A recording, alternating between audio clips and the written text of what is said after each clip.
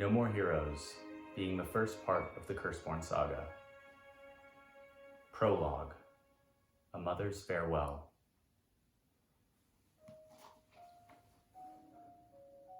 A young woman ran through the dark trees of Neverend Forest, her breathing heavy and her feet bloodied. She moved like a blur in the night, her long white dress ripped and tattered. On her back she wore a large leather sack, and slung over her shoulder was a wooden longbow. If she had not been running in fear of her life, and if the wind of the night had softened, one might have been able to hear the sound of faint crying from within her rucksack. But not tonight. Not in that moment. The only thing one might hear were the sound of many soldiers pursuing her, forcing an inescapable plight upon the woman that would ultimately mean her death. Fear ran through her bones as exhaustion sunk in. Her hands tightened on the straps of the rucksack, her fingers clenching so hard she could feel her nails digging into her palms. Pain tore at her like a lunatic with a cleaver, yet every time she felt she could go no further, every moment she nearly lost hope, the sound of crying rekindled her spirit.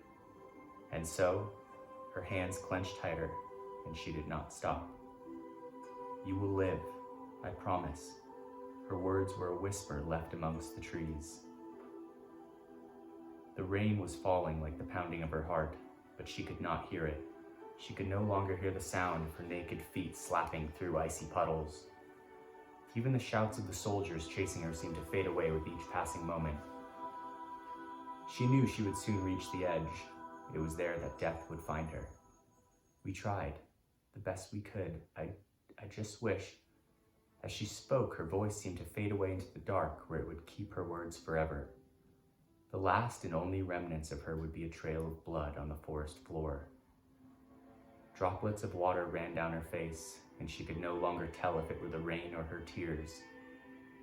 Her eyes glanced down to a crimson bandana that was wrapped around her wrist, and her foot suddenly caught one of the snake-like roots hidden so well in the dark. Turning on pure instinct and grasping the sack to her chest, she felt her body slam into one of the roots. It felt as if she were falling onto solid stone. Pain wailed through her, but she felt nothing. The agony of her waning body was like her words before the storm. They were there, but could not be heard. The tempest of the sky raged with the emotional strife of her heart, deadening everything else in its presence. Despite the ever-approaching soldiers, she could only smile as her gaze found the eyes of two baby boys. Pushing away all doubts and fears, she stood to her feet and refastened the rucksack to her back. A fire unlike any fueled her that night, the love of a mother. Willing herself one leaden foot at a time, she ran on, pushing through the boundaries of the impossible, but she was slowing. Her body was desecrated by cuts and bruises. She could smell her own blood, the loss of it sapping her consciousness. She could hear the sound of an arrow whistling through the air behind her. Without hesitation, she moved the sack out of harm's way, feeling the silver-tipped barb pierce into her shoulder. She wanted to cry. She wanted to scream and wither away. She wanted to give up, but she did not. Without even bothering to touch the arrow in her shoulder, she turned and ran again into the darkness. There was no right way to run anymore. There was only the fear of watching her children murdered before her eyes. Seconds passed in the mirage of hours, and she soon felt herself break free of the forest, her feet slipping as she emerged over a run-out of sharp rocks. One of the rocks slid open the bottom of her foot from her toe to her heel, and she screamed. Tumbling and cutting her hands, the fall saved her from a second arrow that whistled past her ear. Stumbling to her feet, she found herself standing not far from the edge of a salient cliff. There was nothing beyond it, and nothing below it, only dark, starless sky. The cold wind of night felt like death's touch upon her cheek. High above, the clouds parted, bringing a calm to the sky and the rain. Taking a deep breath, she slowly limped forward to the tip of the cliff. Running had only prolonged the inevitable fate cast down upon her. She knew from the beginning how her story would end. Pulling the sack carefully off her back, she placed it on the ground and stared into the eyes of her two sons. "My boys," she began, her voice calm and warm. Despite the blood pooling into a thick puddle at her feet, She could not help but smile as she looked at them. They were the very essence of her love. One of the boys was calm and smiling, his eyes shining. He had bright silver hair and eyes blue enough to paint the sky. Kime, she said, the name itself giving her the feeling of courage. She ran her fingers through his hair, then pulled 2 silver chains out of her pocket. With still yet bloodied hands, she fastened one chain around his neck. The other boy was crying loudly, his hands clenched into tiny fists. It was almost as if he could feel his mother's suffering. He had black hair, dark as a moonless night, the same color as his mother's. A drip of blood fell on the boy's cheek and he opened his eyes, revealing a fearful green stare. "Storm," she whispered. She could feel the softness of his heart from within his eyes. She took the other chain and attached it around his neck, then ran her fingers through his hair. "A memento of your father," she whispered. Despite everything, she would not cry, not in the face of her children, who were still too innocent to understand the severity of their situation. She merely smiled warmly, unable to take her eyes off of theirs. Storm began to calm down and reached out at his mother with his little hand. She could not help but laugh. No one knows how long this moment lasted for her, but it has been spoken that just before you die, time slows. She watched in awe as the falling rain slowed to a crawl, as if someone had paused the world around her, giving her an eternal last moment with her sons. She kneeled down further, rubbing her nose against their soft cheeks. "Kime, Storm," she began, sitting up. They both looked up at her as if she were the sun itself. "I know we haven't been with each other very long, but I feel as if I've known you a lifetime already. I know that I've put you through a lot, but I want each of you to promise me something," she sniffled, trying as hard as she could to hold back her tears.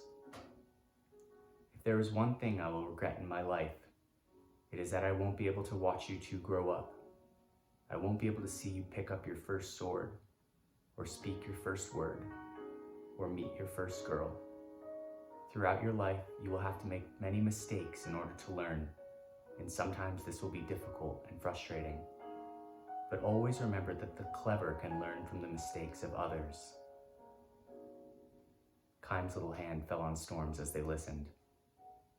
"Make sure you eat lots and lots of food, because if your appetite is anything like your father's, you'll be needing your strength." She cracked a smile. "Always remember that it is the simple things in life we must appreciate. Brilliance lies in simplicity. At least, that's what my father always told me. Make sure to get as much sleep as you can. I know you two will be needing it. And don't be afraid to make friends, good ones, even if it's just a few that will look out for you as you look out for them." She wiped her bloody hands on her dress before softly poking Storm in the stomach. She could feel his strength as he grabbed the tip of her finger. Turning to Kime, she poked him on the forehead and watched him smile. One of the slow falling raindrops touched down on his cheek. She could hear the sound of the soldiers getting closer.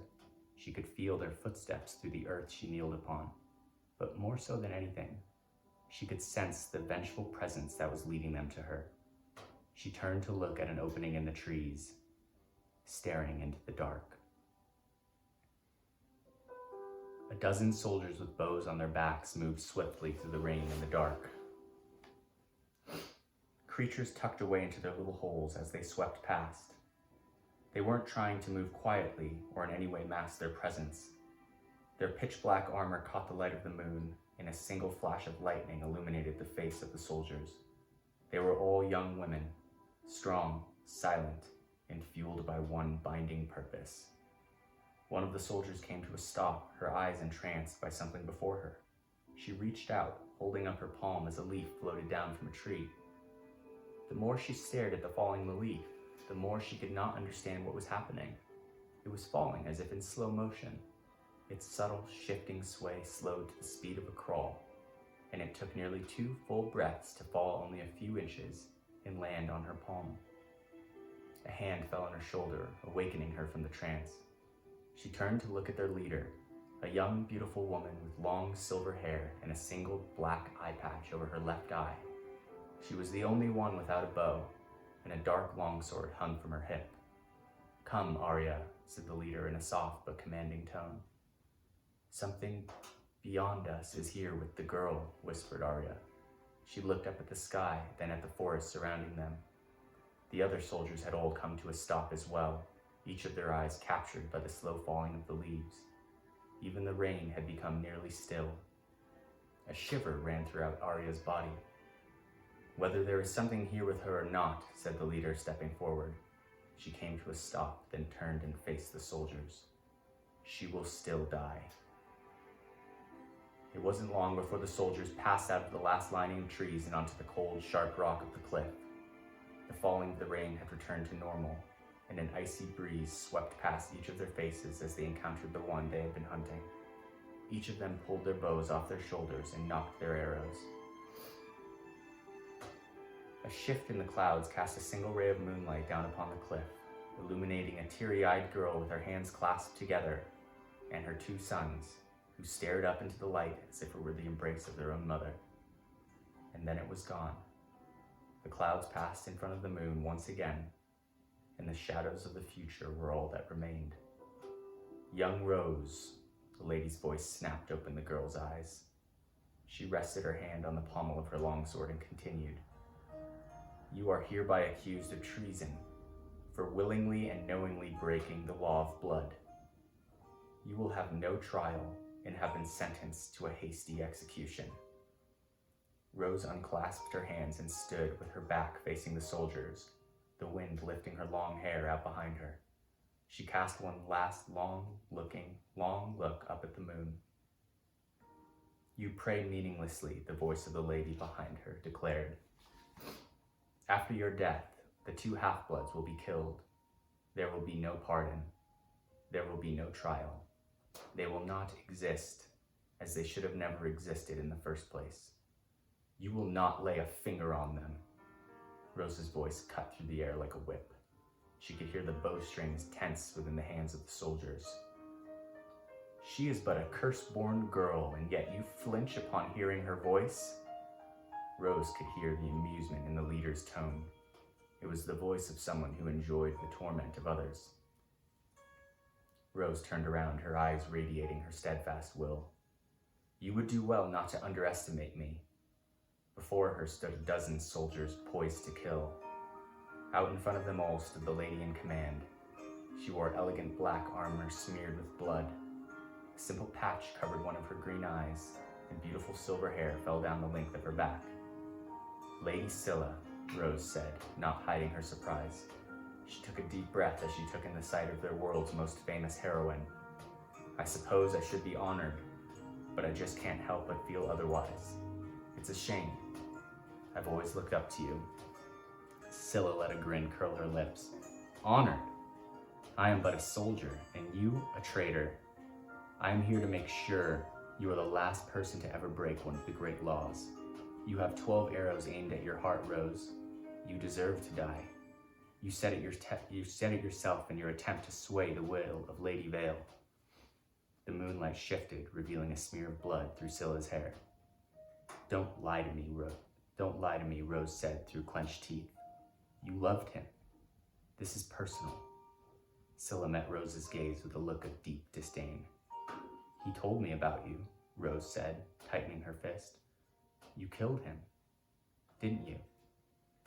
There was a fragileness in Rose's heart that echoed into her voice, as if with each word she took a step further out onto a frozen lake, and with each step the ice cracked and shifted under her weight. "It is you who have killed him," Scylla answered sharply. "Although I may have his blood on my hands, it is you who sent him to the executioner. You should have left him alone. You should have known your place." Rose felt a smile tug at her as she spoke of him.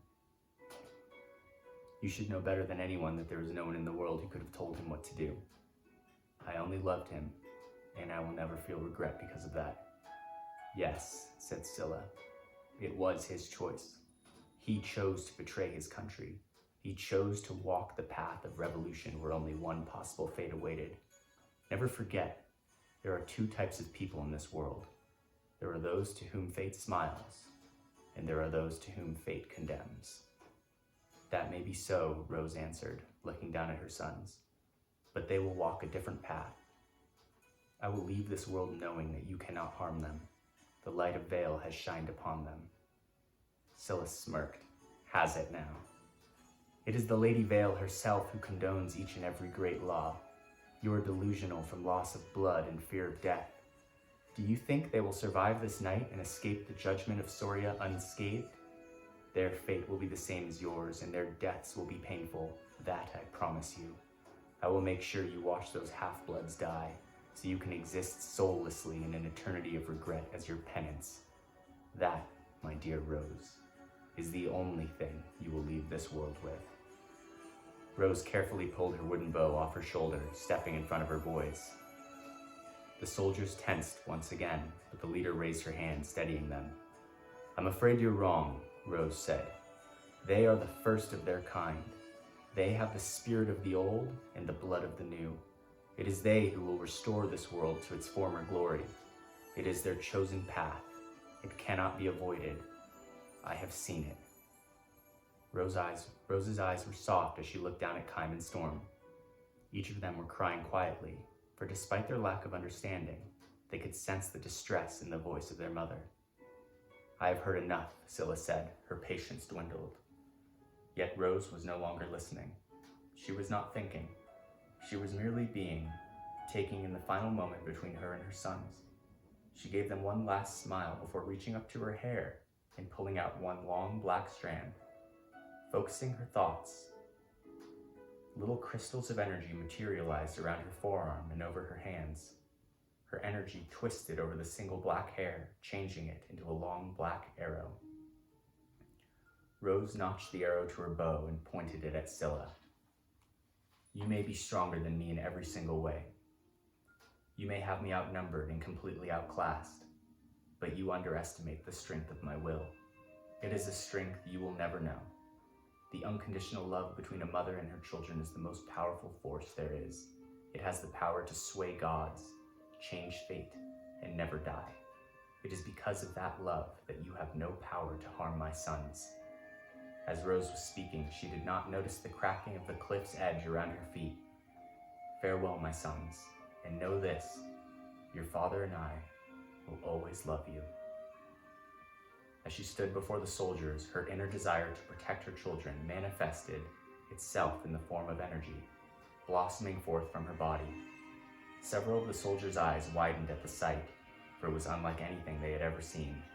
The aura of Rose's resolve lifted up and around her, guarding her, until it flowed off her shoulders like a cloak of light and flame. The crack of the cliff accelerated and ran around Rose's feet to the other side. She could feel the ground beneath her becoming unstable, but she did nothing.